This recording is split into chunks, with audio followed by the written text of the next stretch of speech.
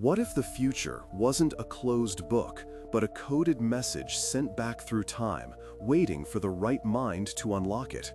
For nearly 500 years, one name has been synonymous with such a message, a name that echoes through the corridors of history, whispered in tones of both awe and fear: Nostradamus.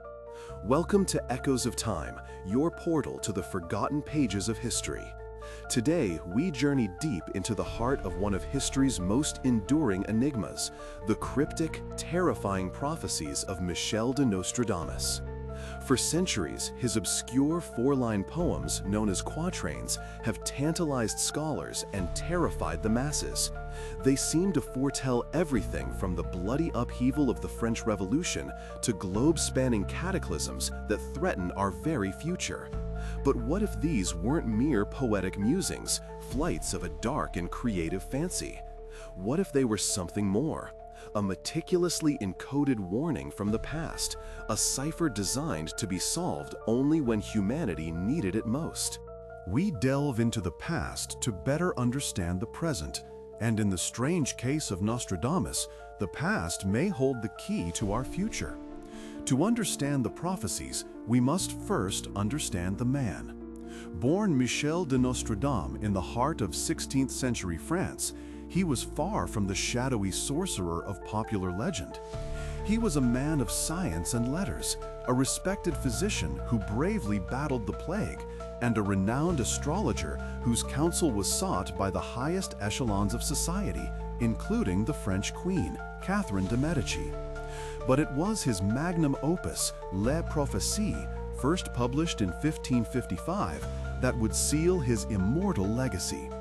This collection of nearly 1,000 quatrains, organized into 10 centuries, was a work unlike any other.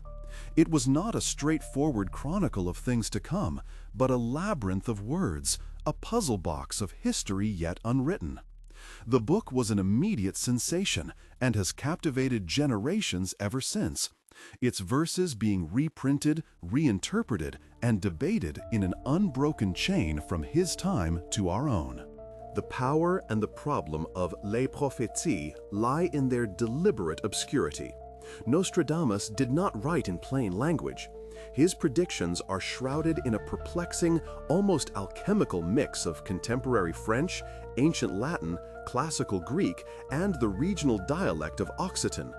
This linguistic tapestry is then woven through with complex metaphors, allegorical figures, and cryptic anagrams. A future tyrant might be named Hister, a near miss for Hitler, or a great city might be reduced to a symbolic reference.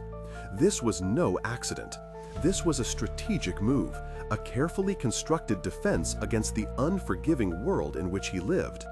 The 16th century was an age of immense religious turmoil, and the long, terrifying shadow of the Inquisition fell upon anyone who dared to challenge orthodoxy. A man claiming to see the future was a man walking a razor's edge, perilously close to being branded a heretic. By cloaking his visions in such dense layers of ambiguity, Nostradamus could claim his work was mere poetry, a literary exercise, all while protecting himself and his family from persecution. It is this very ambiguity, this coded shield, that has fueled 5 centuries of endless speculation. Across the ages, countless interpreters have descended into the labyrinth of his verses, each attempting to unlock their hidden meanings, and each, invariably, claiming to find echoes of contemporary events. It is a pattern as old as the prophecies themselves. When a great tragedy strikes or a powerful leader emerges, the world turns back to the dusty pages of Nostradamus, searching for a quatrain that fits, and, astonishingly, they often find one. The Great Fire of London in 1666 was supposedly foreseen in a verse mentioning the blood of the just in a burning city. The rise of 2 world-altering emperors, Napoleon and Hitler, has been consistently and chillingly mapped onto his writings. Even conflicts and technologies of the modern day are believed by some to be hidden within the verses, waiting for the right moment to reveal their relevance.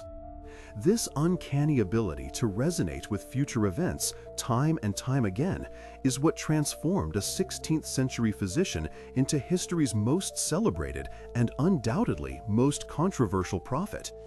Yet, as we peel back the layers of myth, we find that deciphering Nostradamus is far from a straightforward science.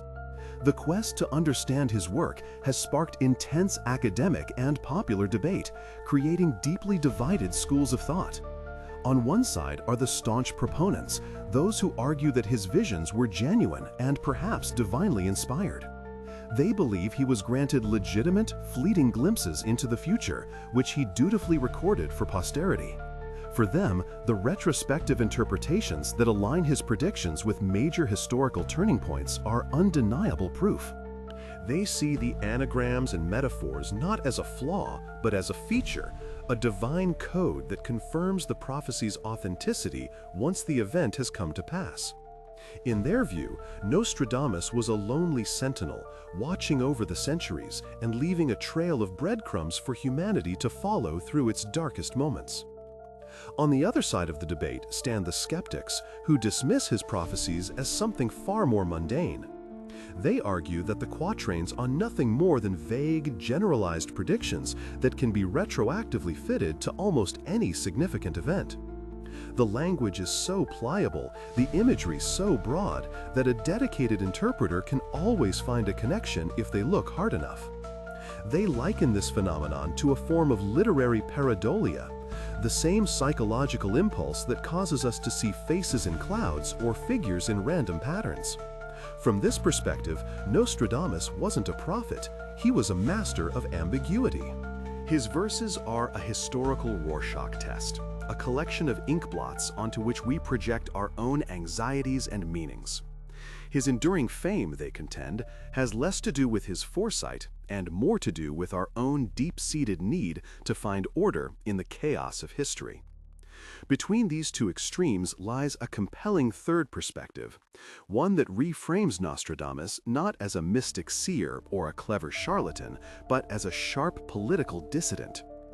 This theory suggests that he intentionally crafted his prophecies to be open-ended, using symbolism and allegory not to predict specific futures, but to comment on the turbulent political and social changes of his own time. In an era of absolute monarchy and religious warfare, open criticism was a death sentence. By disguising his commentary on contemporary figures and events as obscure predictions about a distant future, he could voice his opinions and warnings without fear of reprisal. The prophecy about a young tyrant might not have been about a 20th century dictator, but rather a critique of a corrupt local duke. A vision of a great famine could have been a coded warning about the economic policies of the French crown. In this light, his work becomes a brilliant piece of political satire, cleverly disguised to navigate a dangerous world, with its true meaning lost to all but his most discerning contemporaries. This brings us to the core of the enigma. The secret may not lie in what he predicted, but in how he encoded it. The quest to unearth the true significance of his work has led to the application of countless methodologies, each promising to be the definitive key. Linguists pore over his unique mix of languages, searching for patterns and hidden meanings in his vocabulary. Numerologists assign numerical values to his words, hoping to uncover a mathematical code that governs the prophecies. Historians cross-reference his verses with obscure events from his own lifetime, searching for the contemporary allegories he may have hidden. Yet, these valiant efforts have often produced wildly conflicting results. One interpretation points to a specific date for a global war, while another, using a different method on the same quatrain, suggests it's a metaphor for a 16th century religious schism.